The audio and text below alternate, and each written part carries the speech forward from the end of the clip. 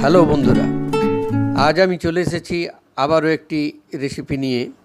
আজ বানাবো রুই মাছ টমেটো কারি। বাজার থেকে মাছ কিনে ধুয়ে বেছে কেটে একেবারে টুকরো টুকরো করে লবণ হলুদ মাখিয়ে ভেজে নিলাম। এখন ভাজা মাছগুলো তুলে নিয়েছি। কড়াইয়ে আবার নতুন করে আরও কিছুটা তেল দিয়ে তাতে অ্যাড করে নিচ্ছি একটি তেজপাতা বাটা, কিছু পেঁয়াজ, অল্প পরিমাণ রসুন এবং আদা, সঙ্গে দিয়ে দিলাম স্বাদ মতো লবণ।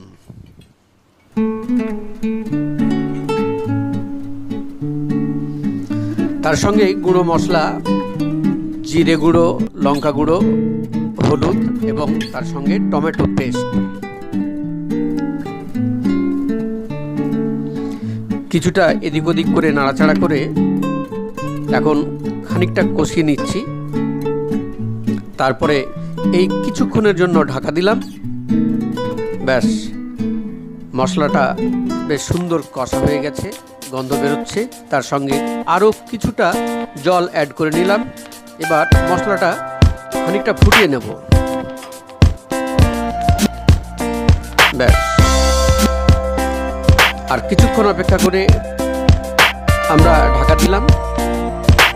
ব্যাস, আমাদের মশলা একেবারে সম্পূর্ণভাবে তৈরি হয়ে গেছে। দেখছি টকবক করে ফুটছে। তার সঙ্গে ভেজে রাখা মাছগুলো অ্যাড করে নিলাম। ব্যাস, হালকা করে আলতো হাতে একটু করে নেড়ে দিল আমার গিন্নি।